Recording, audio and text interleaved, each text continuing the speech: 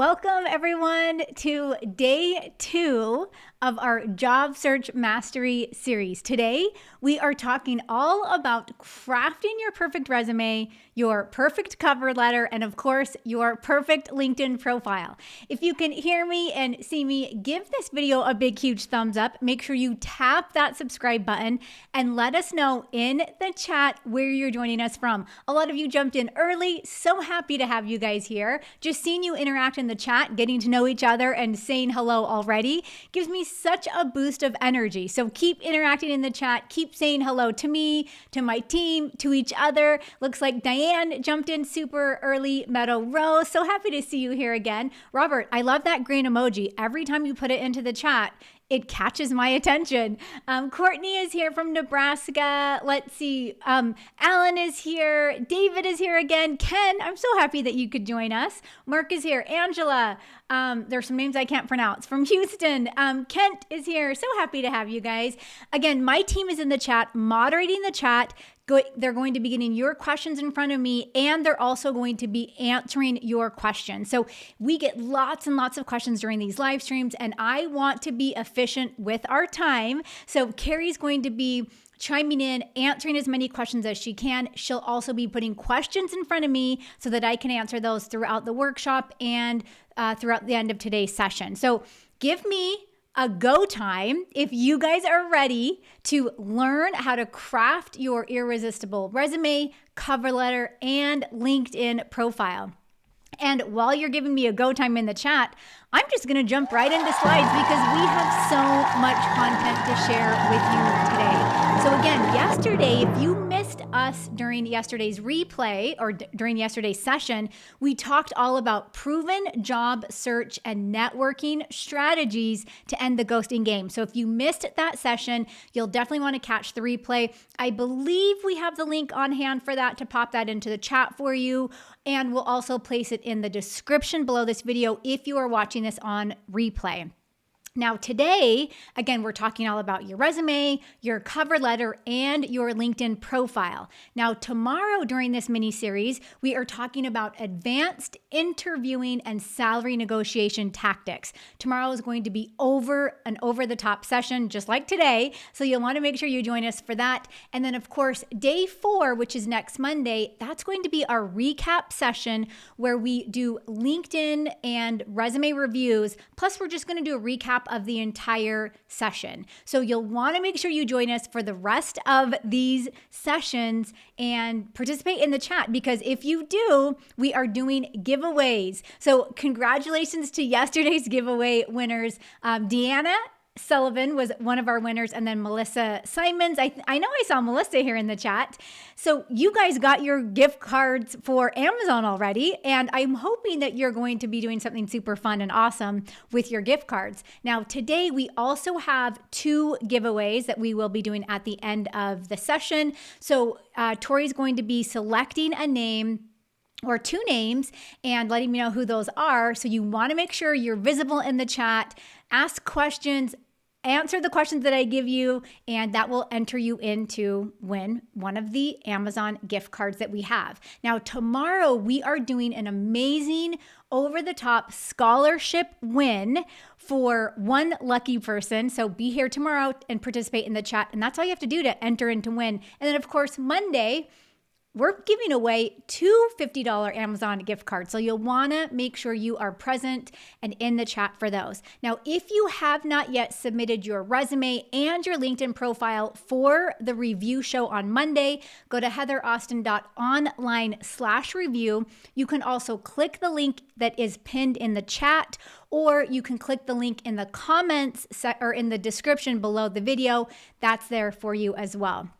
Now, tomorrow, we're also going to be doing, I'm going to be sharing a little bit more information about World Class Career Academy, which is our premium job search and career coaching program. You'll get to learn more about what's inside of that, all the amazing information that we have for that. I'm going to be sharing some amazing success stories with you from job seekers that are putting into practice what we are teaching and seen massive success. Now, yesterday I gave you guys a challenge, and I want to know if you completed this challenge. So yesterday was to identify at least 3 dream companies in a small sized category company, mid-sized, and large category, right? So I wanted to see nine companies in your dream team. What I want you to do is type into the chat give me some of your dream team companies. You don't have to list all 9, right? But give us a couple of your dream team companies. While you guys are typing that in, I want to bring on Daniela. So this is even before we get into all of our resume and cover letter and LinkedIn advice that I'm going to give you today. I want to share Daniela's success story with you while she was going through World Class Career Academy. So I'm going to bring her on, and then I'll see you on the other side of this clip. So I would love to know, what would you say was your biggest challenge or frustration related to your career before even joining World Class Career Academy? It's like everything. Okay, so my biggest frustration is that I sent out all these resumes and I never got anywhere. That's why, and I listened to all of, like, I walk my dogs every day for like an hour. I listen to all the YouTubes of yours. I was like, okay, I'll do that. And then you mentioned about the course. I'm like, oh, I need to do this course. My frustration is like, I could never get a response to my resume. So I started your course. I started going through the steps that you laid out. It was hard. You say, don't skip the steps, right? And everybody wants to skip the step because they want to go and get their LinkedIn done before they finish the resume and the cover letter and everything else. And I really wanted to, but I stuck to it step by step. Do you remember what, like, the emotions that you felt during that time? You know that you want a new position. You know that you need to put yourself out there. You need to get your resume done, your cover letter done, LinkedIn profile. Then you've got interviews coming up, and then you've got salary negotiation coming up. And maybe you didn't know at the time all the steps, but the emotions, do you remember like the emotions that you felt before you started the program or at that time? So I felt, because I'd had quite a big gap off from work because of raising my kids, I felt that when I was applying for some of these jobs, I was never really good enough for it. And it was emotion. I knew I could do it. It's like if somebody would just take a chance, right? Once I started going through the process, I realized actually the amount of stuff that you've done and the experience you've had in your life and the little things that you think are meaningless are actually important to put down and work it into your resume the way you mentioned about somebody sorting mail. I mean, that was like a light bulb moment for me. I'm like, oh yeah, you can actually put that in a great way. Then the belief came that actually I can do this. I can actually do it for myself. And that was amazing. Do you remember back to kind of like the very first, because I know you've had so many different achievements and results over the time since you've enrolled in the program or since you've been in the program, what would you say was like the very first moment or the result that you achieved from the program? And you said, okay, this is working. I need to continue on with this. Okay, so that moment, I remember exactly where I was. I was sitting at the airport at O'Hare, and I'd gone through the course. I'd done my resume, my cover letter, my LinkedIn, everything was ready, and I'd started applying for some positions. And I was delayed. My flight was delayed, and I was like, okay, well, let me have a look. My feeling is don't apply for hundreds of jobs, right? Because it's that creates like a desperation. So find the ones that you really are interested in. So I was sitting there and I was looking at my resume and I'm like, okay, these people have gone through your course and they've sent their resume out, and next minute they've got 5 interviews. And it was a Friday afternoon. And so I sent out my like 5th resume and I waited. Monday morning, I had 5 emails come back about certain positions. One lady I had spoken to on the phone, it didn't quite fit. I mean, I had 2 other interviews and 3 other interviews, of which 2 of the positions were offered to me. And that was the moment that I realized that you just have to stick with it step by step, like Heather says. I never forgot that. And that was it. What would you say was like the biggest piece of information or the biggest piece of the puzzle that may have been missing before, or just the part of the program that really was the thing that moved the needle forward? For me, like when I learned how to do write my resume and then tailor it to the position that I was looking for, that made a huge difference. But just to use some of the words and sentences and descriptions that was in the job post and tailor my position and what I do to that position that I was trying to get. Yes. That was huge for me. I never thought about it ever until Yeah. then. Yeah. And moving forward was the LinkedIn part of it. Yes. Yeah. I remember you talking a lot about LinkedIn and just the different, like updating your profile and just using that as a resource as well. Yeah. I think it's one step I feel like a lot of people don't dive into and Right. really encompass. And once they do, and they change their profile and Yeah. they update their headline, I like to say it's almost like a switch that happens Yep. overnight. Like I'll get people, like when I work with clients, I'm like, okay, let's change this on your headline. Let's do this with your summary or your about section. Let's Yeah. update your work experience section. And then the next day, they're like getting recruiters and hiring managers that are interested in interviewing them. So Right. it does take just a few of those little tweaks. So since the academy, what would you say, like, how would you say your life is different now from before the program? I have created a position that I always dreamed of, that I wanted that position. I wanted to be in sales. I wanted to work remote, and I wanted to basically just run my own show. And I'm definitely there because I worked in these other hourly paid jobs, and I helped in the school district because my kids were there, stuff like that. And my position, and yes, it happened. I started during COVID, so COVID had a silver lining for me. Yep. In that, the fact that I could go and work from home, and that just morphed into being a totally remote position. And I remember there was a time that they were speaking about everybody going back to the office, and I was like, oh, that's not really going to be good for me because I'm not a cubicle person. I cannot sit from 9 or 8 to 5, watch the clock, that's not me. Yeah. That's not me. I know other people can do it, but I can't. So my position just became more remote, and I negotiated along the way hard. I negotiated hard. I mean, it's 3 times now. Every single time, it's worked for me. And what I did want to mention about the LinkedIn is, you're right. When I learned to also, apart from the resume, is to update my LinkedIn, and I need to do it now because I was looking at it the other day thinking I need to update it more regularly, Refresh it. Yes. and just refresh it. And that was huge for me. And when you said go and connect with all these people, who and then who they know, I was like, oh, that's a good idea. I never thought of doing that. And I did it. And now it's just, I have loads of connections, and so many, I get recruiters calling me and asking me about positions, and it's great. I never had that ever. Yeah. Yes. Before. Yes. I love that. So what would you tell a friend about the academy? I've had 2 friends that I've spoken to about the academy. So basically I've said, I was in your position before. I was going nowhere fast. I mean, sending out so many applications, and I've sat down and explained to 2 of them, one of them more than the other, is that if you just have a look and take this course. I did it. I also was skeptical in the beginning because I would sign up for a course and I would probably not do it for about a year. I knew from all the YouTubes that I'd listened to that this was it. This was a real thing. This was a real deal. And if you just sign up for the course and go through the steps, you will be successful. Okay, you guys, give me a yes in the chat if Daniela's story resonates at all with any of you. So I know last week's live stream, we talked a lot about career gaps, and that was one of her biggest challenges. She said, hey, I just took some time off to take care of my children, and I wanted to get back in the workforce. I just really wanted someone to take a chance on me.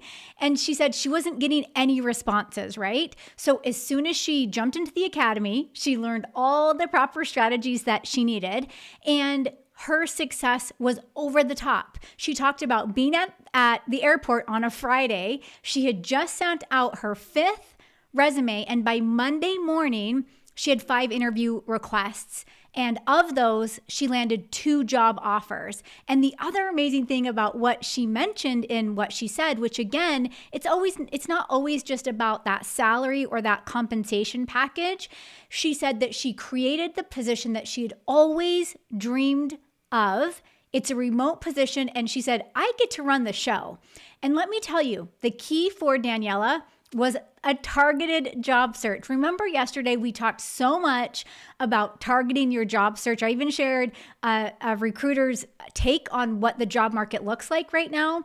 And I had said, hey, if we can get this thing squared away and get it targeted, you can see success like Daniela. Now, I'm going to share many more success stories from Academy members as we go throughout the our job search mastery mini series. But I want you guys to keep her story on the top of your mind because there's a lot to think about there, especially if you have a career gap. Now let's jump back into our slides because we have so much to cover today. So I'm going to quickly just give you a rundown of what is on the agenda.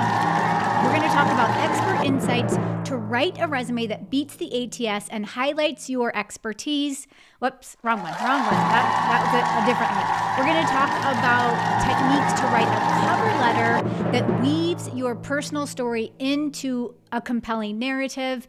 And then we're going to talk about strategies to enhance your LinkedIn profile for maximum visibility. Now, remember yesterday, I showed you the job search lifecycle, right? Well, we are covering resume, cover letter, and LinkedIn profile for that lifecycle, right? So take amazing notes. Get some screenshots ready if you want, because I don't share my slides, but I do share the information with you so that you can jot down notes. And of course, get questions in the chat. We are going to be answering them throughout the session. And then of course, toward the end, I will answer some more.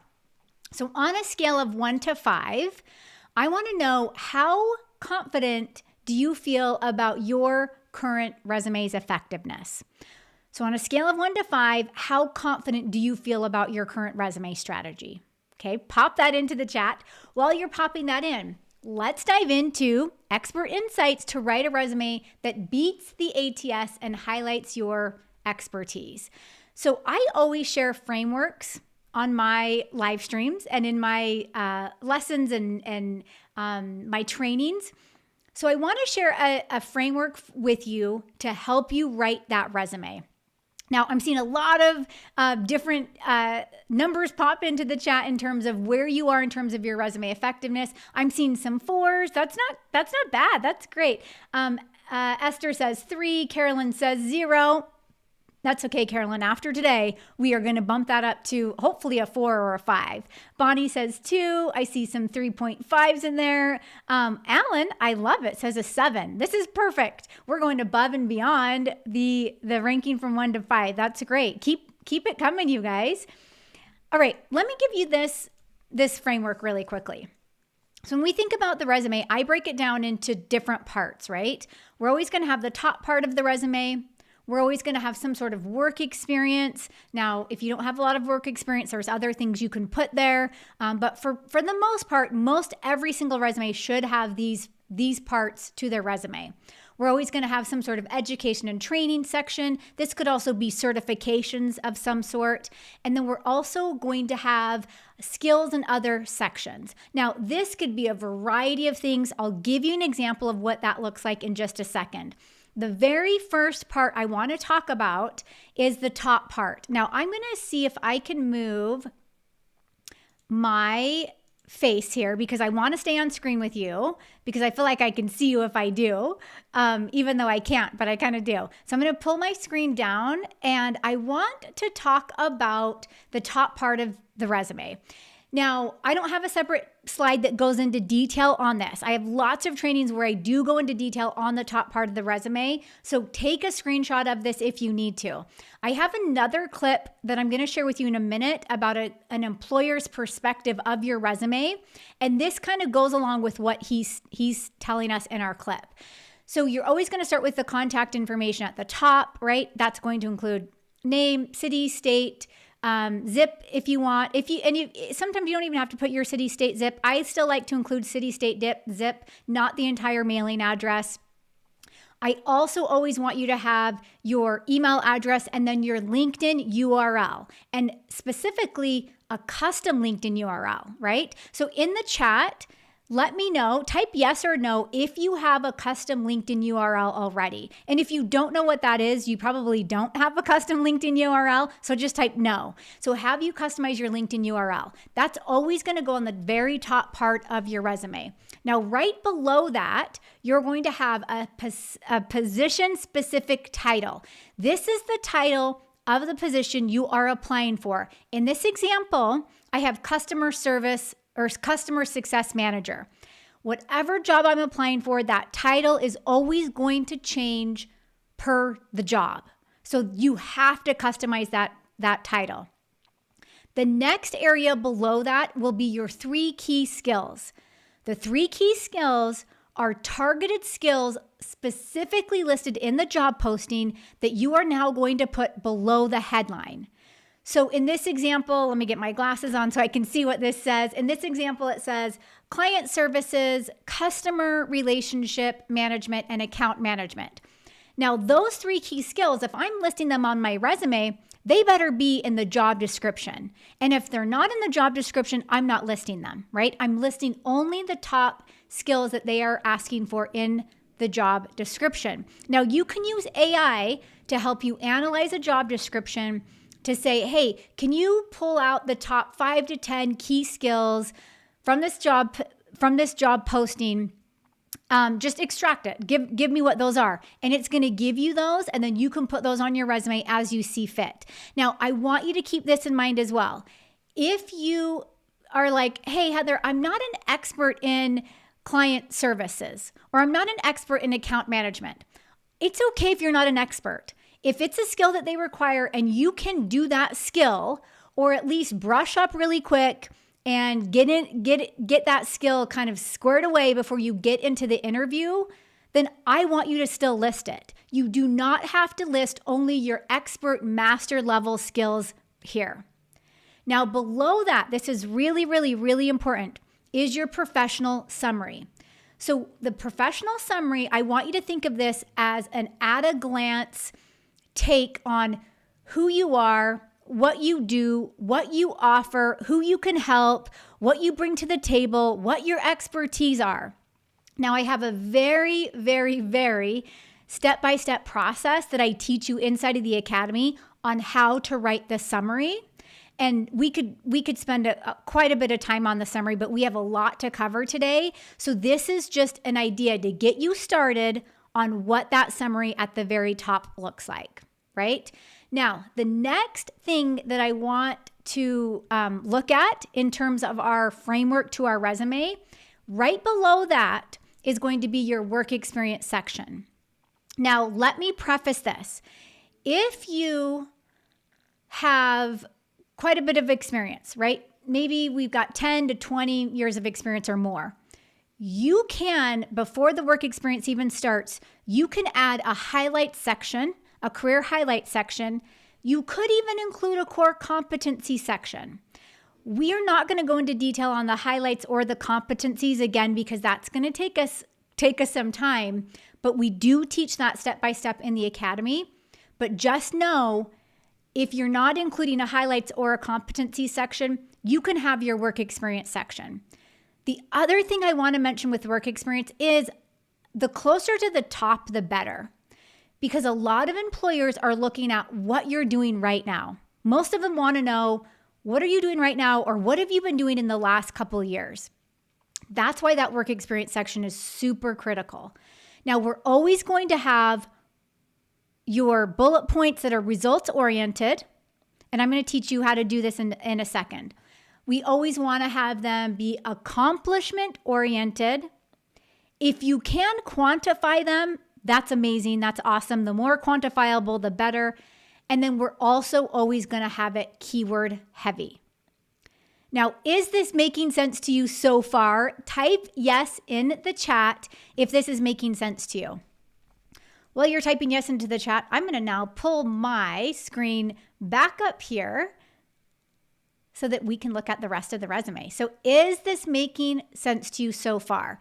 So in terms of our framework for our resume, we have our summary at the top with our headline and our keywords, our key skills, and then we have the work experience section. If you have volunteer experience, you can include that in this section, or you can create a completely new section for volunteer experience. If you have a career gap, or if you are transitioning careers, last week, in the live stream last week, I taught a very specific methodology to writing a resume for people with career gaps and or transitioning industries. So take a look at that session if you need that. That was like a 60-minute or more session on just how to write your resume if you have a gap or if you are transitioning careers. So is this making sense to you so far? Let me see where you guys are in the chat. Yes, I'm seeing yes, absolutely, says Charles. Good. Andy says yes. Blue Stream Prairie, or Illinois Prairie, I think is what it is. All the way yes. Good, good, and good. So we're going to keep going because we still have a lot to cover here. Now, the next part to this framework is your education and your training. So I like this to fall under the work experience section unless you're a recent grad or if you are currently in attending college, you're a high school student, you're a junior high student, whatever it is. Education can then come to the top. But for almost everyone that is watching this live stream, you probably have some experience already. So that's going to come below the work experience. List your highest degree first. List any relevant coursework if you need to. Like if for some reason your degree isn't matching up necessarily with the industry you're applying for or the position you're applying for, but you maybe took a couple classes in that industry, you can list that. You want to make sure it's tailored to the position, and don't be afraid to combine this with certifications. So a lot of people will go to school, they'll get a master's degree, a bachelor's degree. Maybe that was like 10, 15 years ago, but maybe they're working on certifications that are relevant right now. Don't be afraid to put that in the education section and then rename it education and certifications, right? There's a lot you can do here. I always say there's a lot of ways to slice and dice a resume. Now, the final part to the framework is this next piece, which is your special skills and other sections. Now, I like to look at these as they're just kind of like additional areas that you can add to help highlight your best self. I always love a technical skills section, especially for any of my, I don't want to say my older workers because I'm like an older worker, right?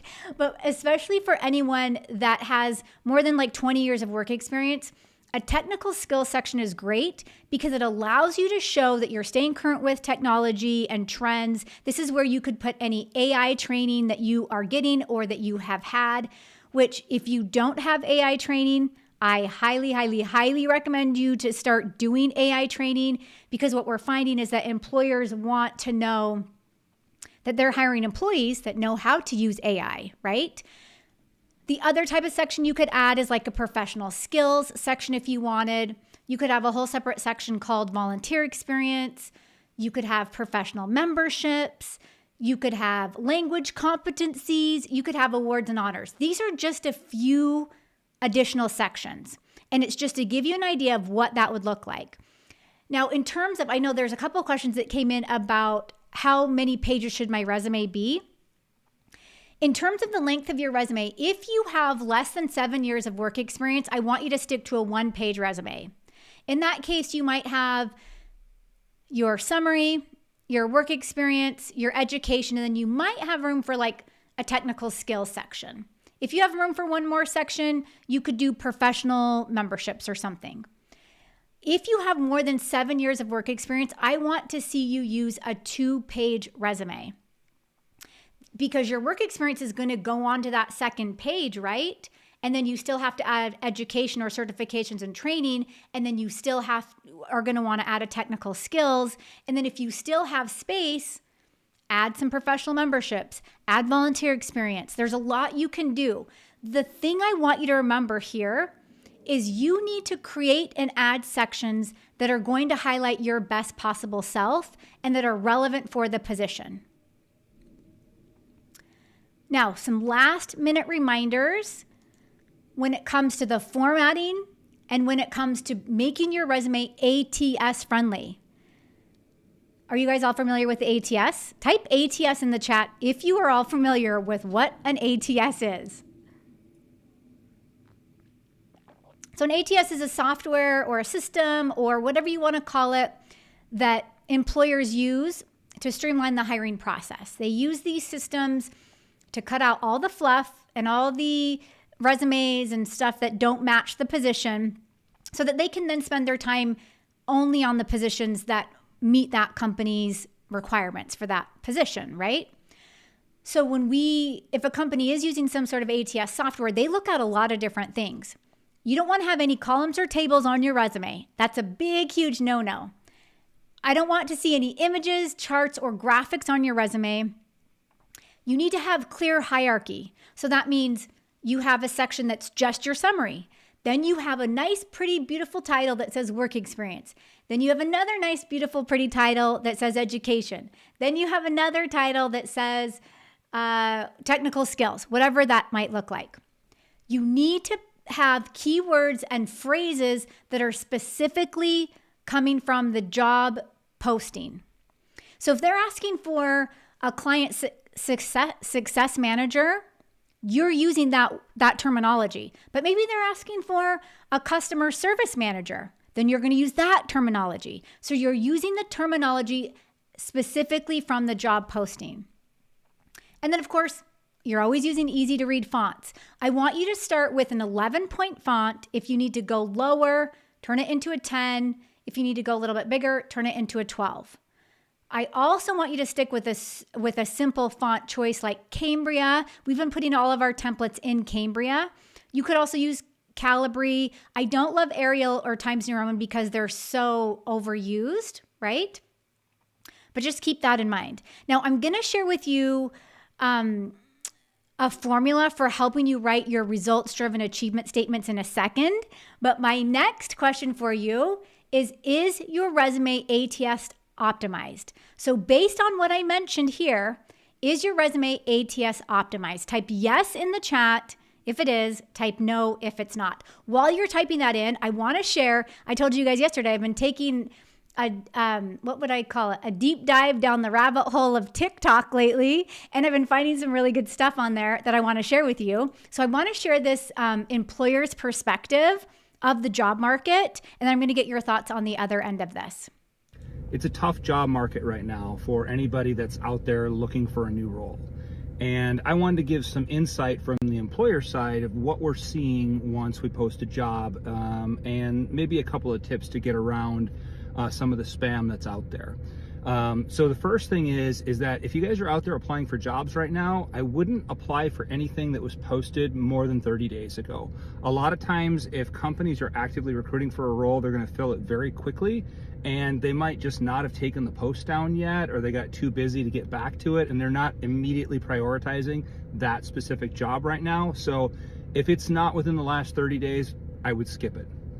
The next thing is, when we post a job anywhere from about entry level to director right now, we are getting between 60 and 100 applicants within each single day.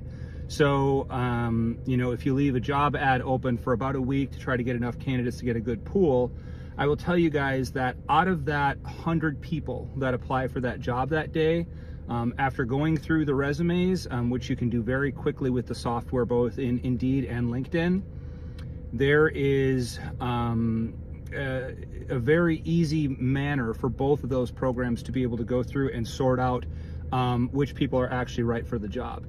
In fact, if you haven't looked at your own title on LinkedIn or Indeed, I'd be really careful with that.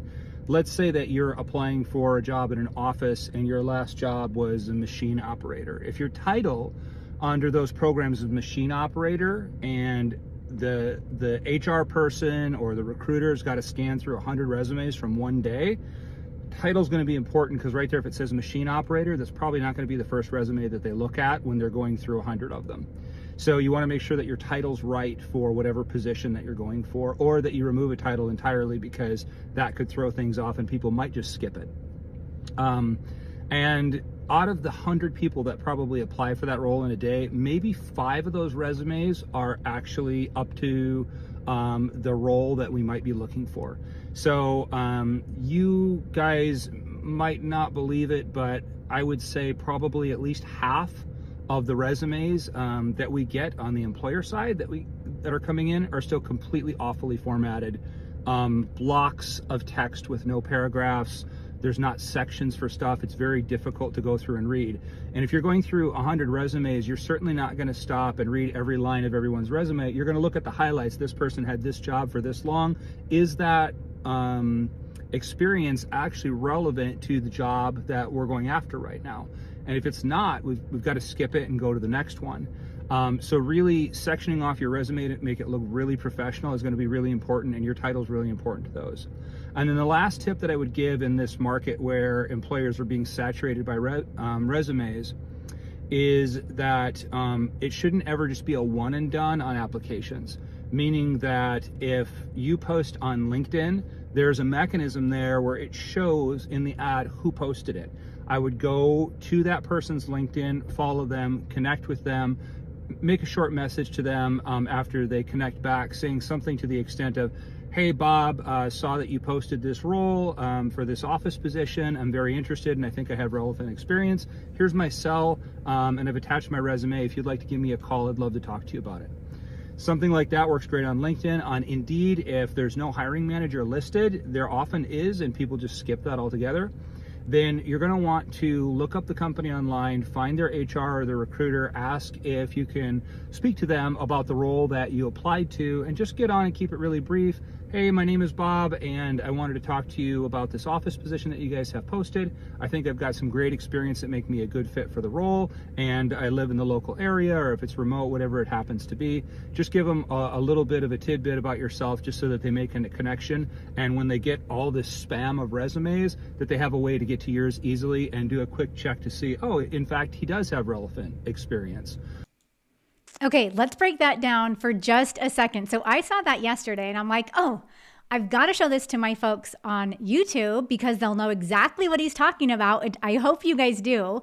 So the first thing that he mentioned is don't apply for jobs that are 30 days old. I actually want to bump that up. And I would say you need to be applying for positions within the first couple of days of them being listed, right? We've heard a lot of things about recruiters taking the resumes and the applications, and they'll let a couple days go by. They get there's hundreds of them, right, for each position. And then they sort through those, and then they start scheduling interviews the following week or the week after that. So I would say within the first couple of days, and if you do see something that's 30 days out, I wouldn't even bother with that, right? The other thing that he mentioned, which you guys just learned, is the proper formatting of your headline on the resume, and that it needs to be tailored to the position. Now, he mentioned that they get 60 to 100 applicants a day. They use the ATS to scan the folks that don't have any of those keywords, that the resume is not tailored. And maybe out of those, they only get 5 that are a good fit. This is no joke. We are actually hearing from some recruiters and hiring managers that they're getting thousands of resumes a day, right? So for just one position. And then not only that, those recruiters are working with multiple positions in multiple companies to find the right candidate. So when you guys get those ghosting messages, don't take it personal. Just know that it means you have to, or not ghosting messages, when you get ghosted or rejection messages, you just have to take it a little bit further. Now, the other thing he said, which we talked all about this yesterday, and I shared with you guys, was it 5 templates? I can't remember. I shared with you templates that you can use to start reaching out to employers either before or after the job has been posted. So everything that he mentioned in this video is everything you guys are learning during this job search mastery mini series. So give me a yes if that makes sense to you. Everything he said, everything you're learning, and give me a yes if you know that you can put this into practice. Now, while you're typing yes into the chat, I'm hoping all of you do say yes, let's talk really quickly about a formula for writing your achievement statement. So our achievement statements are the things that are on our resume. They're the things that tell someone what we did, what we are good at, what the result was from the task that we completed, right? So we're always going to start with some sort of action verb. We're going to start with some sort of task, and then we're always going to have a result. Now, the result is super, super, super important. I always forget to put my slides back up. This is what the slides look like. I always get resumes, and people are really good at giving me an action verb and the task, right? But a lot of times they're missing what the result or the outcome was. So I want to give you some specific examples so that you can kind of pinpoint what that looks like. Now, here's our first example. A really poor example is worked on a sales tasks worked on sales tasks for the department, right? Well, that doesn't tell me anything. So what I want to do from here is I want to give it my action verb. Notice what I'm doing instead, though, is I'm putting a result first. So I'm saying increased sales by 20% over 6 months through strategic business partnerships and enhanced client relations. That is what a results-driven achievement statement needs to look like. Let me give you some more examples. And by the way, I'm going to be asking you to share one of your own in just a second, so start thinking about that. Participated in a project to develop software. Okay, that's great, but give me some more depth to that. Give me some more detail. When I do resume reviews on Monday of next week and LinkedIn profile reviews, I'm going to be showing a lot of this, and you guys are going to see, oh, I see now. I can see this in action. So instead of participated in a project to develop software, I want to say that I led a team of 10 or 5 or whatever in a project that delivered a new software product 3 weeks ahead of schedule, under budget by $10,000, and with accolades from the client for exceeding expectations. So notice how many forms of measurement are in this one statement. Can anyone count how many forms of measurement are within this one statement? Remember, I said you want to quantify as many bullet points as you can. And it's okay if you can't quantify everything. Don't get hung up on that. You want to quantify as much as you can, but how many units of measurement, I sound like a math teacher now, how many units of measurement are in this one statement? And look, I could have stopped with led a team of 10 in a project that delivered a new software product 3 weeks ahead of schedule. I could have stopped there, but I kept going. It was under budget by $10,000. I could have stopped there, but I kept going, and with accolades from the client for exceeding expectations, right? Yes, good. Okay, whoever is saying 3, Rebecca, Andy, good. It is 3 units of measurement. We have led 10 people under budget and ahead of schedule, 3 weeks ahead of schedule, right? So as many of these measurements that you can get into a bullet point, the better. Now, last example on this is I wrote articles for a company blog. Okay, well, that doesn't tell me much. Instead, I could say authored a white paper that was downloaded 500 times in the first month, significantly enhancing the firm's position as a thought leader in the industry. Now here I have 2 units of measurement, right? It was downloaded 500 times and it was within the first month. So notice that we're putting a timeline to it. So if you can add timelines, if you can add money, in fact, let me show you this next slide because this gives you exactly what you can quantify. I like to break things into quantitative and qualitative. Numbers, dollars, percentages, time, frequency, range. Those are all of your quantitative measurements. Well, let's say you can't measure a ton in terms of quantitative. Well, you sure can look at qualitative, promotions, honors, awards, recognitions, acknowledgments. Maybe you learned a specific skill set. There are 2 ways to measure, right? Don't get hung up on, oh, I don't have a percentage this and I didn't increase sales here, even though that's awesome. If you can increase sales, decrease costs, reduce expenses, whatever you can get in there, the better, right? Now, next question for you, because we still have a lot to cover. I want you to share one results-driven achievement statement in the chat. Now, don't feel like it has to be perfect. Don't make it perfect. Just share, think at the top of your head, share one results-driven achievement statement in the chat. While you guys are typing that in, before we jump into the cover letter framework, I want to look at some of the questions that came in so that we can make sure that we get those answered before we jump into cover letter. So let me see if I can pull some of these up on the screen.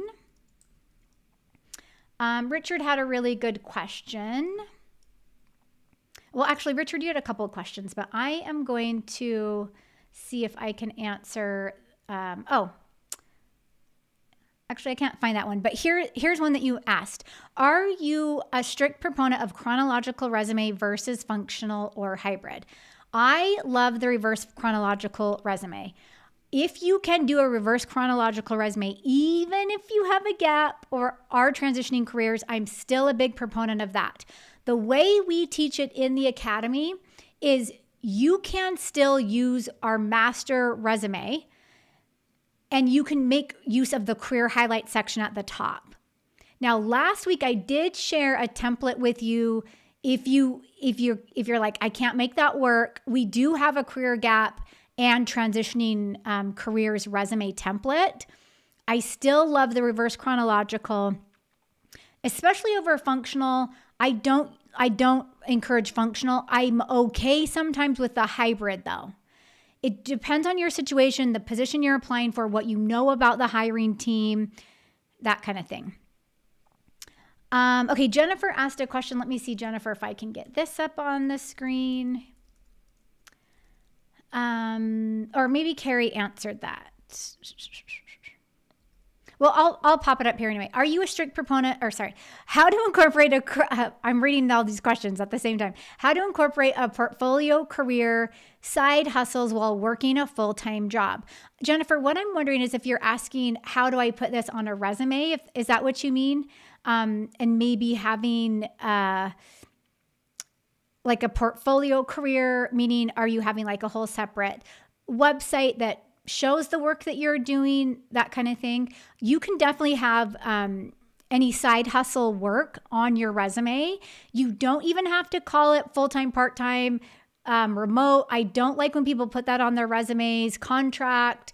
You can put it on your resume. And then in the job interview, when they ask you to elaborate, you can talk about this being, I don't know if I'd use the word side hustle. If that's the only work you're doing, I would actually make it like, this is what I'm doing, and this is how it's adding value to what I can bring to the table with your company, if that makes sense. All right, let's jump to our next set of slides. Oh, by the way, participate in the chat because we are giving away 2 Amazon gift cards at the end. And I will be calling your names for that in just a minute here. If you have not yet submitted your resume or your LinkedIn profile for Monday's recap show, go to heatheraustin.online/review. And then of course, tomorrow, you're going to want to tune in to see what World Class Career Academy is all about, and all the amazing bonuses and extra amazing gifts that we have for you inside that program. All right, let's jump into techniques to write a cover letter. So this is the next item, and I'm going to be sharing with you in a second the 3 types of cover letters you need in your job search. And by the way, let me mention this really quick. The replay for this workshop is only going to be available until Monday. So Monday of next week, which what day is that? The 3rd, these replays will be removed from YouTube and they will actually be placed inside of our online course library for our Academy members only. So if you're thinking about joining the Academy and you have not been able to catch up on everything that we have talked about during these live sessions, that's all going to be available to you after the replays expire. So again, I'm going to give you through the weekend and all that good stuff to catch up on everything because we do cover a lot, and then to come on Monday to ask questions, right? So let's look at the framework to our cover letter. So similar to a resume, I'm going to give you the framework. So we're always going to start with a headline and contact information, right? I'll give you an example of what that looks like in a second. We're always going to have some sort of catchy introduction with that cover letter. We're always going to mention how we are the solution to the problem. We'll always have some sort of unique story. And by the way, I'm okay if you put your unique story first and then you list how you are the solution to the problem. And then we're always going to end with some sort of clear and direct call to action. So let me show you what this looks like. And I might need to move my face again so that you can see what your headline looks like. Very similar to the resume. So you're going to have copy the exact same format, name, phone number, city, state, zip if you want to include that, email address, and then your LinkedIn URL. In fact, the nice thing about this sample is you can actually see what a custom LinkedIn URL looks like. It's just the name. We don't have the weird, strange characters and numbers and whatnot in there. If you have not yet customized your LinkedIn URL, I highly, highly, highly recommend you do that. Now, this is an example of a formal cover letter. I'm going to show you in just a second. If you're going to send some sort of cover letter in an email where you're not attaching a document, or maybe you're just typing like a connection request, that's an option as well. What I'm showing you now is a formal cover letter. So keep that in mind. Now, after the headline and contact information, we are always going to have some sort of catchy introduction.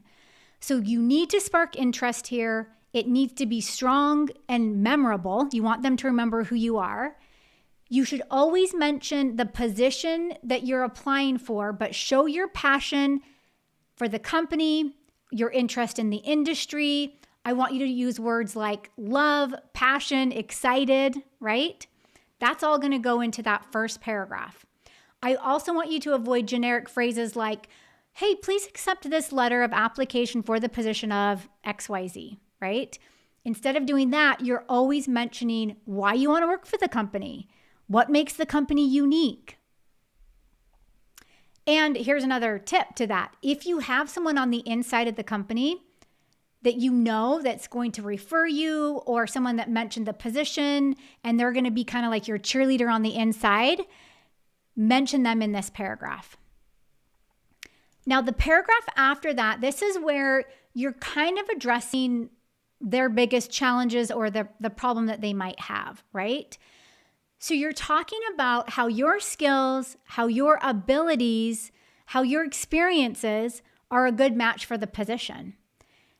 You want to think about here, like, what are your strengths and what accomplishments do you have that help them solve the problem that they have?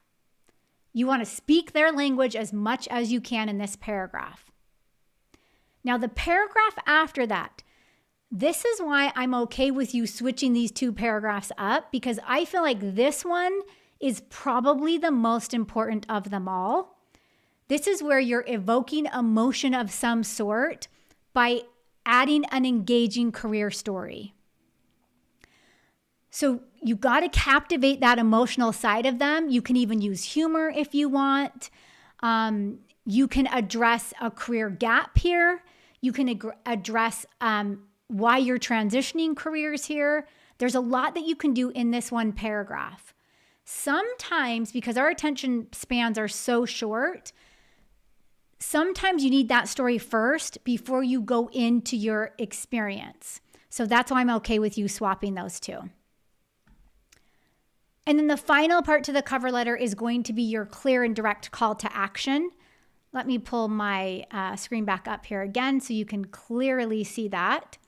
So when we look at the clear and direct call to action, you're kind of rounding it all off with some type of action you want them to take. Reference your resume, an invitation for an interview, a good time where you could talk. Now, here's the thing. You're not always going to need a fancy cover letter with your headline and the date and the company name and blah, blah, blah, blah, blah. That's okay. But you will always need to introduce yourself in some way, whether that's through an email, in the interview when they say, tell us about yourself, wherever that is. Maybe you're at a networking event. Maybe you're just reaching out to a colleague to let them know where you're at. If you can get this story written on one page just like this, you can now take other versions of it and you can now start repurposing it. I'll show you that in just a second. But before I do, let me know in the chat, do you personalize your cover letter for each job application? Do you personalize your cover letter? I'm gonna have to stand up here. I have a desk that rises, so I'm gonna stand up for a second. just because I feel like I've been sitting for too long. So do you personalize your cover letter? So type that into the chat if you personalize your cover letter. While you're typing that in, I want you to think about the 3 types of cover letters that you are going to need. The first one is the formal document. This is something that's attached to an email or it's submitted through some sort of online application. That's what I've shown you here today. If you don't need that formal document, that's okay. You need some sort of informal introduction, right? That could be in the body of an email. That's where you're going to take what you've listed here in your formal document and you're now going to shorten it. And then you can make it even shorter and you can do a LinkedIn connection request or a message. So again, that's where I want you to really think of your story, because like I mentioned yesterday, and I gave you the templates that you can use to start reaching out to recruiters and other people and all that good stuff. Those templates are shorter versions of your cover letter in some way. They're shorter versions of your story in some way. So don't get hung up on the fact that, oh, the company doesn't require a cover letter. That's okay. You still need to go talk about yourself. You still need to know how you're the solution to the problem. Well, let's step back. You still need to know why you love the company, why are you passionate about them, why are you interviewing with them?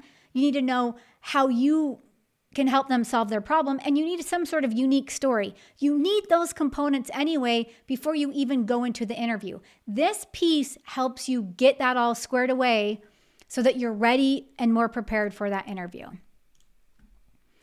All right, next question before we jump into LinkedIn. Do you prefer a more formal or casual tone in your cover letters? Do you prefer a more formal or casual tone in your cover letters? Oh, some good questions. So I'm going to see if I can answer some of these while you guys are typing that in. Ken, hello. Ken asked a question. Let me see, Ken. Can I get this up on the screen here so everyone can see your question? Ken Z. Oh, for some reason, my chat's not letting me go back further. So Ken had said, how do I show my work history since 2002? Since that, I had only periodic employment in accounting. So on a resume, you're never going back normally more than 10 to 15 years. Most employers really are focusing on what you're doing now. If you're not doing anything now, you need to go find something to do now to get on your resume, whether that's professional memberships, training and certifications, volunteer experience, contract work, freelance work, part-time work, whatever that might be. We need to get that on your resume, right? Now, I do have in the Career Academy, we have in our resume template, I show you exactly how to put a position that is 10 to 15 years old, but maybe the title of that position is really important and you still want to include it. You can list that, but you're just not going to list all of the job duties or your achievement statements with that position. So I would be really careful going back that far, Ken. We really want to keep it as recent and relevant as possible. Good question. All right. One of my favorite topics, LinkedIn. So let's talk about strategies that you can use to enhance your LinkedIn profile for maximum visibility. Remember, what I'm sharing with you during this live stream today and during our entire Job Search Mastery mini-series, this is just the tip of the iceberg for what we have inside of the Academy, where I could spend, well, we do have three full days that we spend on LinkedIn, and we go through each piece of your LinkedIn profile, plus other strategies that help you enhance your LinkedIn profile. So what I'm going to share with you today is kind of an overview of what you need to know to get started. So let's talk about the 7 pieces of your profile that you need to optimize to maximize your visibility. If you go to your LinkedIn page, you're going to see that I don't know how many sections or things you could add, 20. I don't even know. They keep adding new things all the time. I don't want you to focus on anything else but what I'm going to teach you today in order to optimize your LinkedIn profile. And it's simple. It's pretty simple. You can take a screenshot of this when I get to number 7. You're always going to have some sort of professional profile photo. Make it professional. I don't want a selfie. I want to see you smiling. If you can wear something nice, wear something nice and take a nice photo. If you can go get a professional headshot, do that as well. That only enhances your profile. We do know that profiles that have a professional profile photo get 14 times more profile views and 9 times more connection requests. So and not only that, I mean, okay, whatever, but it's to impress our recruiters and our hiring managers, right? When they go and look at your profile. So that's number 1 for all of you. Number 2 is the industry specific headline. Inside of the Academy, I teach 3 ways to write your headline. What I want you to start with, just as a starting point, is some sort of position title. And then at the bare minimum, you need to give us some key skills. If we go back to that resume that I taught you, you have your headline, right? And then you have your key skills underneath that headline. Your LinkedIn headline could be something as simple as the headline and then specializing in and then listing the 3 key skills. It could be something as simple as that. If you wanted to take it further, you could include a unique selling proposition, or you could include a results-driven achievement statement. That would be to take it further. At the very bare minimum, it needs to be the title or close to the title of the position you're applying for, followed by the key skills. This is going to improve your searchability when a recruiter or a hiring manager, they go to LinkedIn, they look at who you are.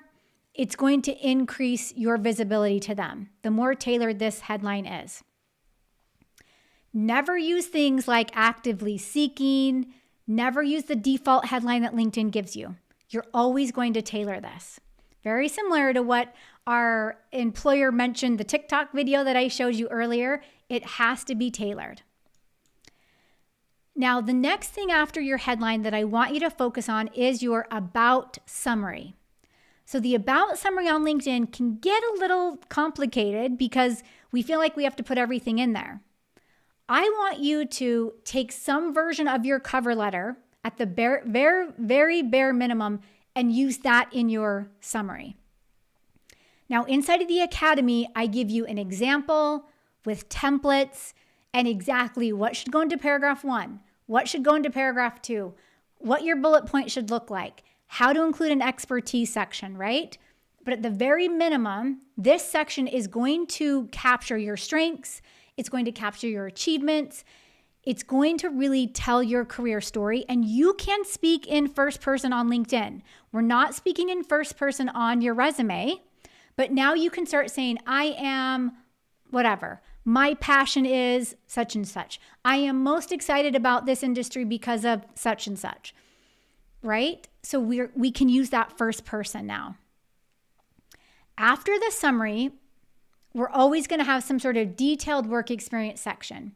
You could take what you have on your resume and you could pop that into LinkedIn. That's okay.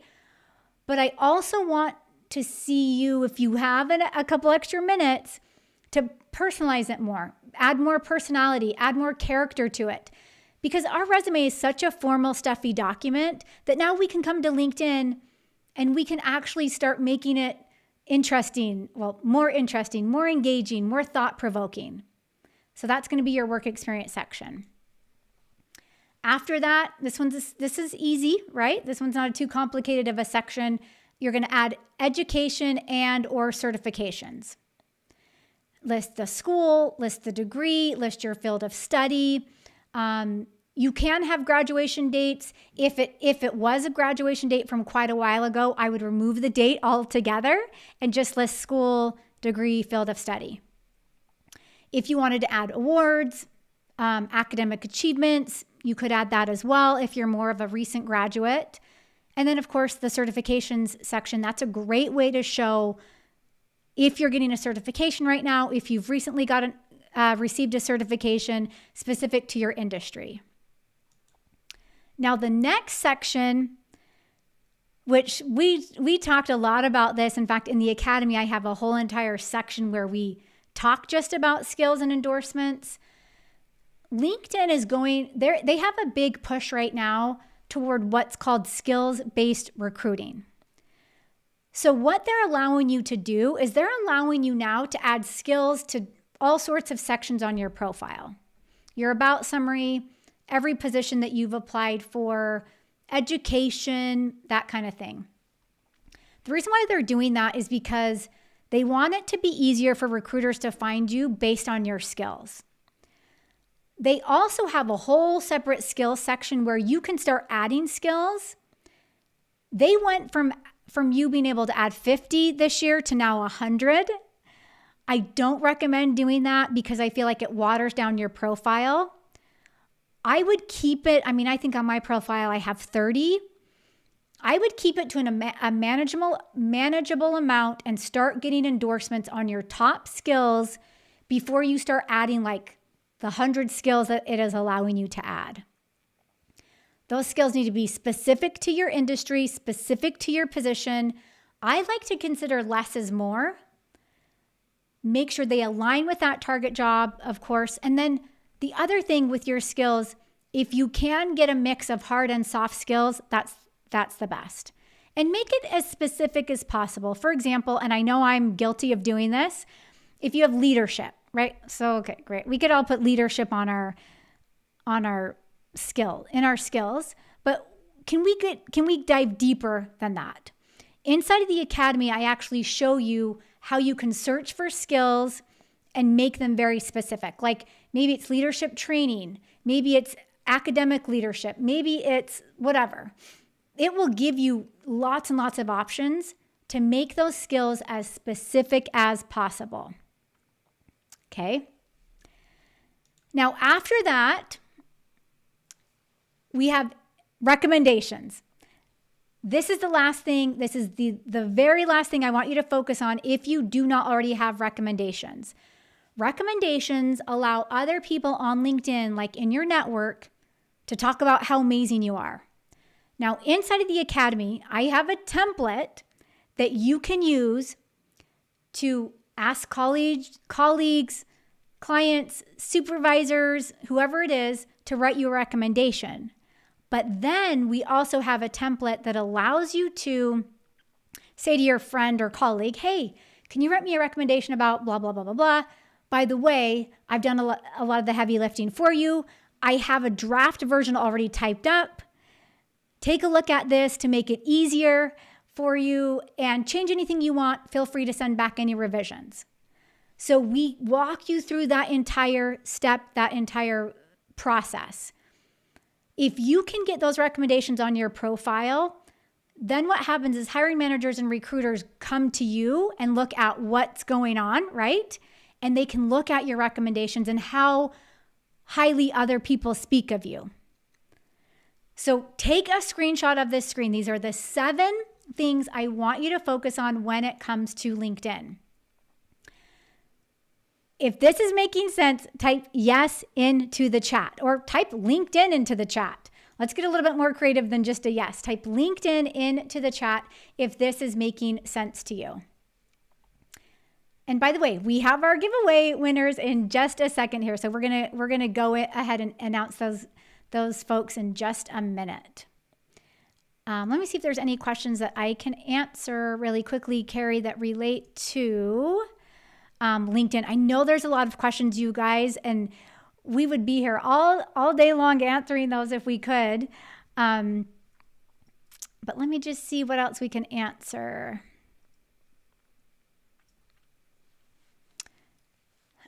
Okay, Isabel had asked a question earlier about and this is going back to career gaps. She said, what about if the career has no gap, but had compromised lower position with no company or location move for 15 years compared to earlier peak position. I'm not sure, Isabel, what the question is. Maybe you could elaborate in the chat. When you say a compromised lower position with no company or location move, I'm not totally sure what you're saying with that. Initially, what I thought you meant is, are you showing you're moving up in position, or are you moving down in position with the company? Either way, you always are going to have your company name listed, right? The more career progression you can show, the better. That's always going to get more bonus points, right, on a resume. If you have to show that you're moving down in position or moving down in rank for some reason, I don't want to say you want to hide that, but you don't want to draw attention to it. You want to focus much more on what are the accomplishments, what are the results you're getting, what are the outcomes over, oh, hey, I was demoted or something, right? We're not even going to mention those words. We're not using those at all. In fact, tomorrow during the day 3 of our job search mastery mini series, I'm going to give you guys examples of what you can say in a job interview, right? Because we don't want to focus on demotions, gaps, any of the negative connotations that come with job seeking, right? We're only going to focus on the value that you bring. That needs to be your number one goal, is what is the value you bring and how can you get that in the best possible light? How can you demonstrate that in the best possible light? Alrighty, good. So many awesome questions. I love it, you guys. Good. Okay, Brian had mentioned, I can highlight this, Brian, because I see your question. Brian had said, joining the academy, do you get personal one-on-one time versus just email communication? So here's the cool thing about what we've done with the academy, because I know that everyone has different investment points. We have 3 different packages, and I'll talk all about this tomorrow. We have 3 different packages that span different support. For example, if you join us in our core package, you get all of the online content. All of it, including this mini series, will be included in your online library. You'll get access right away to all of our online material. If you go with our next package up, that does include monthly group coaching sessions. That includes a kickoff call if you're one of the early birds, and it includes one-on-one time. If you go with the next session up or the next package up, we have other areas or other added bonuses. Email support. We have a secret, I call it secret because no one can find us on LinkedIn and request to join. It's a secret members only group. You get a different level of support depending on what package you decide to choose, right? And it depends on where you are in your career, what works for you in terms of your investment level, all that good stuff. We did this the last time and it worked really well. Normally we only have one package, but last time we did a promotion for our academy was back in January, which shows we don't do these promotions very often. But we broke it up into packages because some people are like, hey, look, I really need that one-on-one support. I really need the email support. And then some people are like, hey, I can do this on my own. Let me just give me the online content and I can get in there and do what I need to do, right? So good questions. Okay, I'm going to ask, hello, Michelle. Happy to see you here. Michelle says, is there a way to make third-degree connections on LinkedIn without paying for the premium subscription? That's a good question. I think I think what you're saying is like to request to connect with them. Is that right, Michelle? Is that what you mean? You can request to connect with anyone on LinkedIn, but what will happen is if you don't have the premium subscription, it limits the amount of times you can send that connection request. And I don't know the exact number of what that is because sometimes it changes. Sometimes they're like, oh, you've made this many connection requests. Sorry, you need to invest in the premium subscription in order to make more. Here's what I will say to that. If you are a job seeker, I actually recommend investing in the premium subscription while you're job seeking, right? Because it's going to allow you much more, you'll be able to look at much more data. You'll be able to interact and connect with people how you choose. And then and it could be like budget that out. Is it going to be a month, 2 months, 3 months? Budget that out and then decide, okay, once I land that position, let me get rid of that subscription model. And for most of you guys here, you should not need any more than their basic premium subscription model, especially with the connection request. To me, that would be worth every penny, because if you can connect with that right person and you're not stuck on, oh, I can't send a connection request, and you don't have that, you're not handcuffed, right? I feel like you can make much more progress. So really good question. Love it. Oh, Lori, I love this question too. What's your opinion on the open to work hashtag? Okay, I got to lay it out there. I do not love the open to work hashtag. The reason why is because I feel like it draws the attention that you don't want on the profile. I feel like it's not professional. And this is my opinion. Some people are like, put it on there. I don't like it. If a recruiter or a hiring manager is looking for someone, they can, and if they have their version of LinkedIn, you can send them notes. You can let them know on the back end that you're open to work. I mean, this is especially a no-go if you're already employed and you're looking for a new job. Of course, you're not going to do that, because then your employer's like, well, if they see that, right, that's awkward.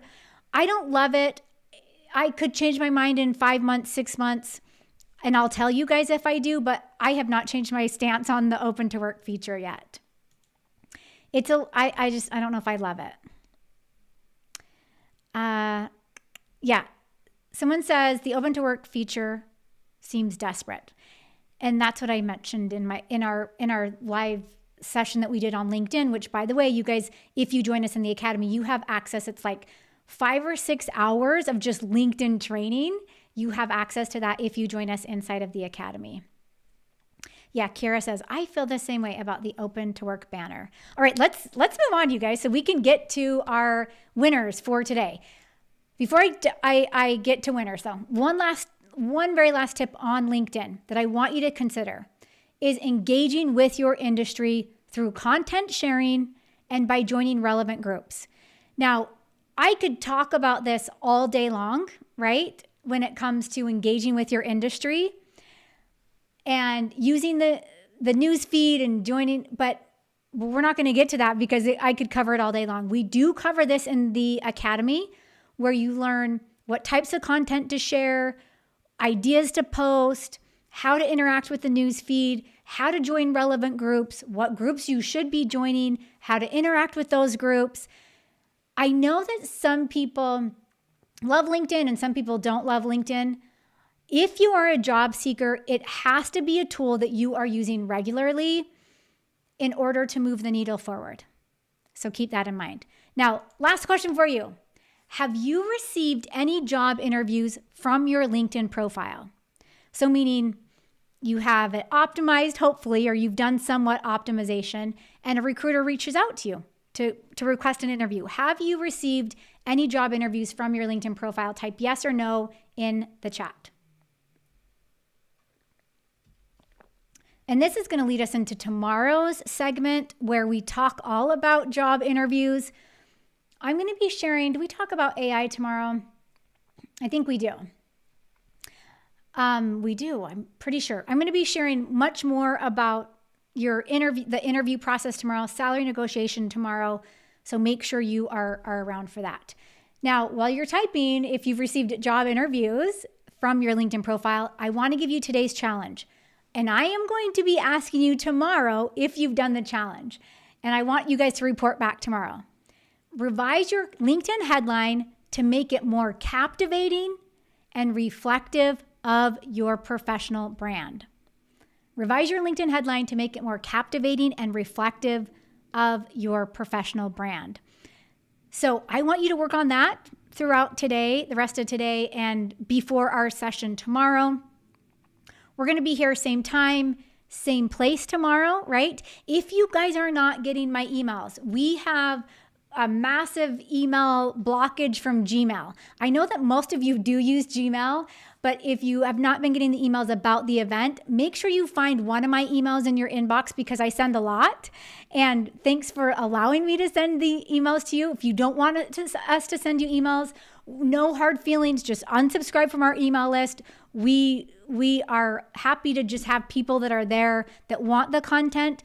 But if you do find an email, drag it into your regular primary tab to make sure it gets to your email. We've had a lot of people say, Heather, I'm not getting the notifications about the event. My email was in the junk folder, blah, blah, blah, blah, blah. So make sure if you want these notifications, put the email in your primary tab. So that's today's challenge. Remember, tomorrow we are going to be back here for securing top job offers with advanced tactics for interviewing and salary negotiation. We have profile and resume reviews on Monday, so make sure you get your information submitted for that. Go to heatheraustin.online/review to do that. I will be sharing much more information about World Class Career Academy tomorrow, the different packages, success stories, all that amazing stuff. So tune in for that. Plus, we have our big giveaway, which is a $2,000 scholarship for one person. So make sure you guys are here for that. Now, let's do giveaways today, and then I'll see what questions we have to wrap up before we sign off. Let's see.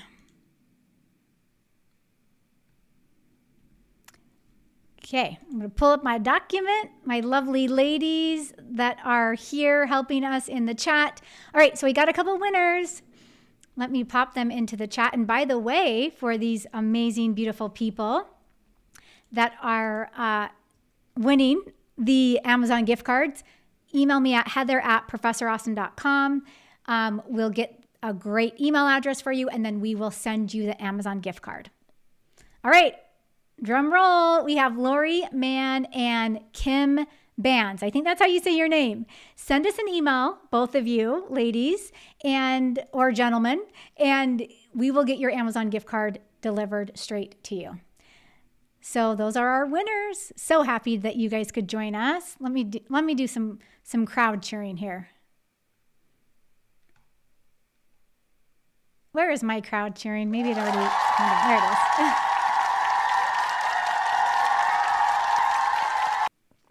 All right, good.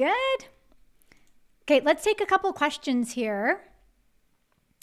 And then we'll kind of sign off for the day and see. I just kind of want to see where you guys are in the chat and what I can answer.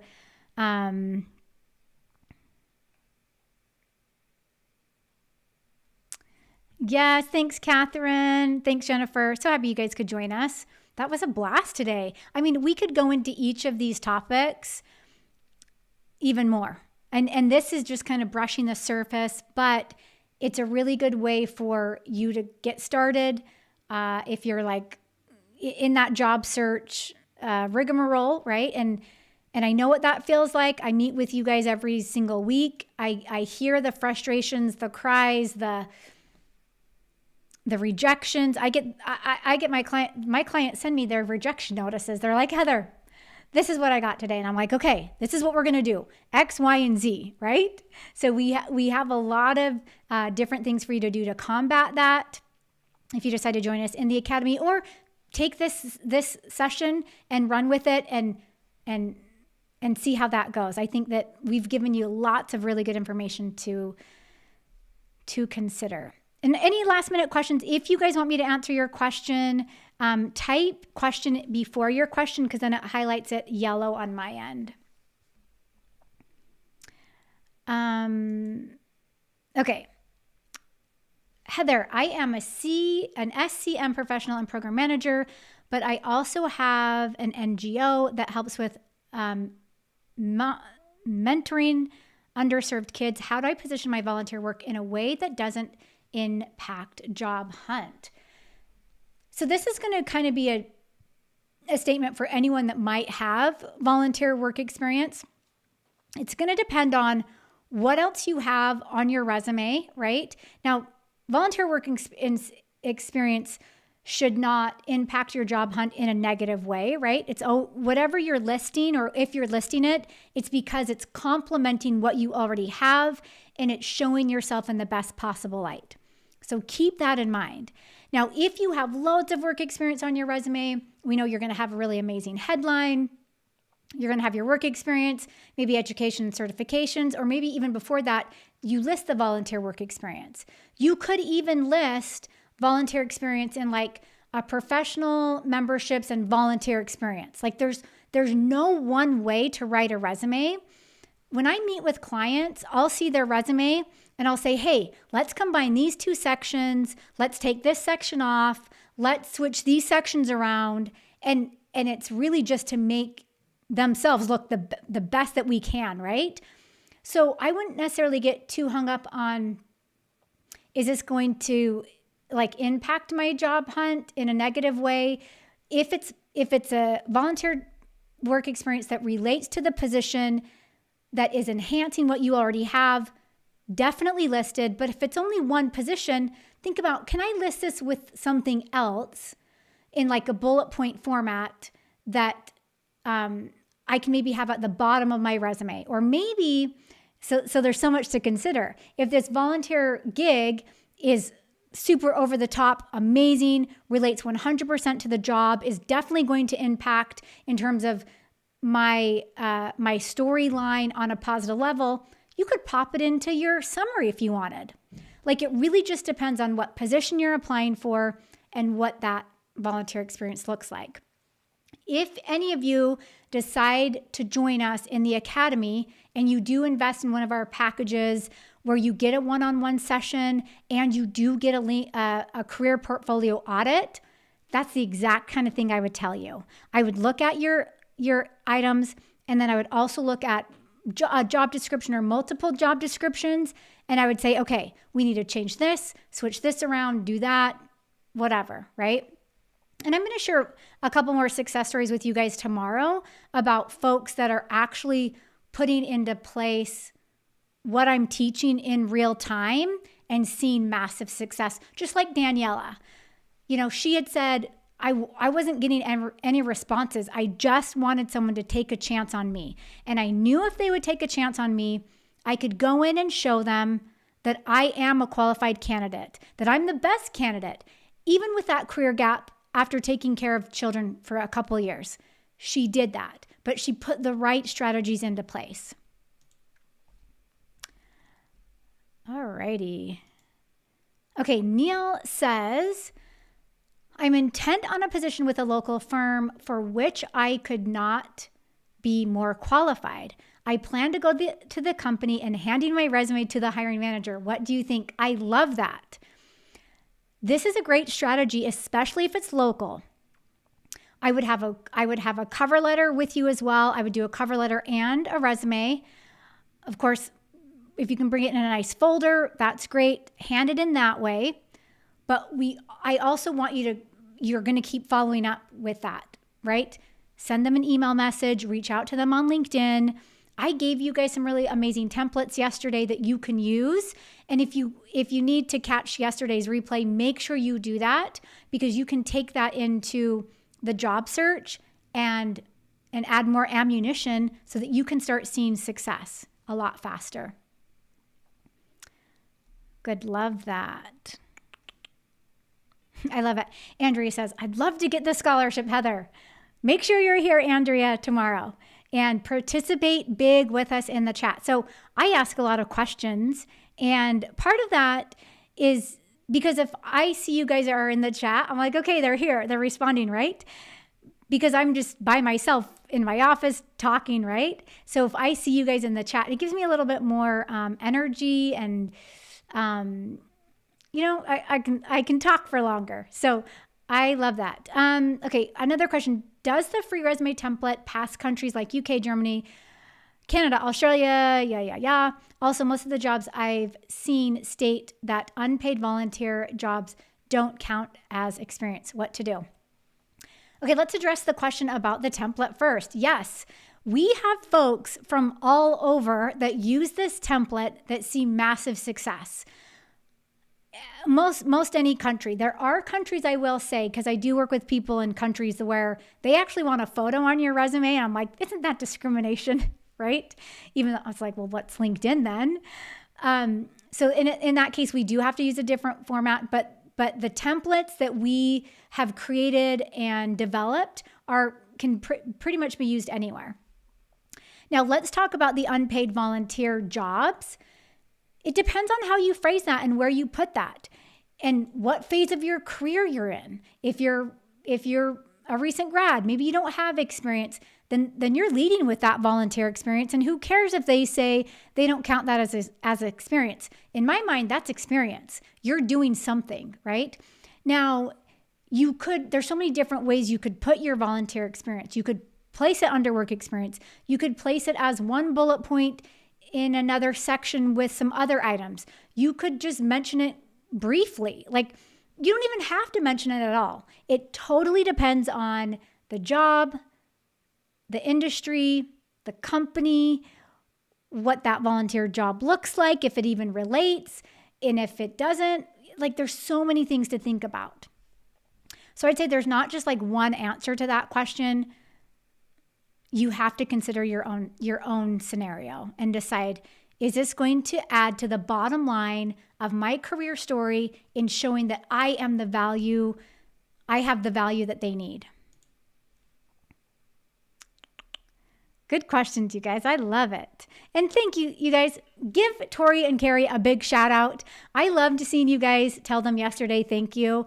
They take time out of their day to come and help us manage these live streams. And if Tori and Carrie were not here today, we could not cover all that we cover and interact with as many of you in the chat as possible and get messages taken care of and all that good stuff. So will you guys just drop a big, huge thank you to them in the chat and give the video a thumbs up and subscribe to this channel so you're notified when we do live training sessions like this. Yay, I love to see all the hearts. Vanessa had a really good question. How do you suggest narrowing down job descriptions? Mine are lengthy and blocky, but it all seems important to various positions. This is good. So Vanessa, I would ask, do you tailor your resumes, right? I would mention that you need to have a master copy of your resume because you say they seem important to various positions. There's going to be things that are important to one position over another. I want to see nice, clear bullet points that again, utilize the results-driven achievement statement formula, that aren't too long, that aren't too wordy, that get to the point as quickly as possible. Now, here's the thing. I didn't even show you guys how to use AI today. That's a whole nother topic, right? On how to use AI to make your bullet points even better.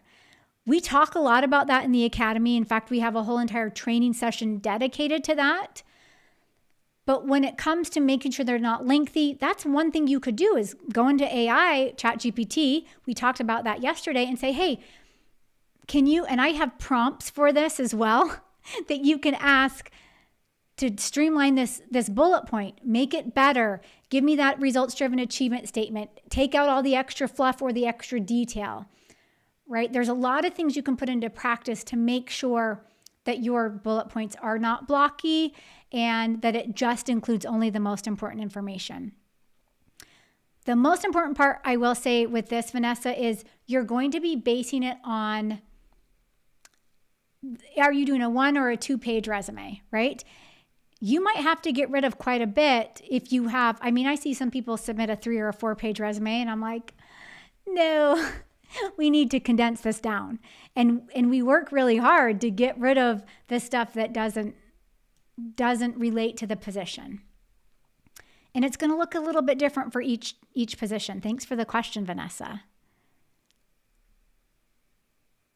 I love it. Penny says, thank you so much, everyone, for everyone and your time, answers, and all of the wonderful information. I am never disappointed. I'm so glad you could join us, Penny. Yes, I love it. Good. You guys, thanks for sharing your love to Tori and Carrie. This was such a fabulous live session. Keep in mind, tomorrow we have our job interview, advanced job interview, and salary negotiation tactics coming up. So you'll definitely want to be here for that. On day 4, let me show this slide really quick. We have our recap session where we're going to recap everything that we've learned. Plus, we're going to be doing LinkedIn and resume reviews. If you did not get your question answered today, please come to the recap session on Monday. Get your questions in there as quickly as you can. Put the word question. Carrie is going to be here with me answering those questions, and then I will also take some time during that recap show to answer your questions. So if your question did not get answered today, make sure you join us for that recap show. If you want to get the notifications for the recap show, plus to submit your resume and LinkedIn profile for review, go to heatheraustin.online/review to enter your name and your email address so that we can give you the information. And that's going to be on Monday, June 3rd.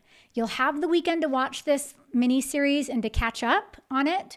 It's a lot of information to put into practice what we've talked about.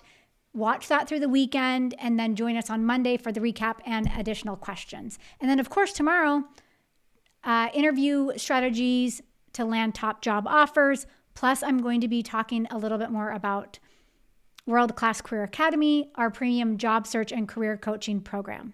So you guys, thanks for being with us today, and we will see you back here tomorrow, same time, same place. Enjoy the rest of your day.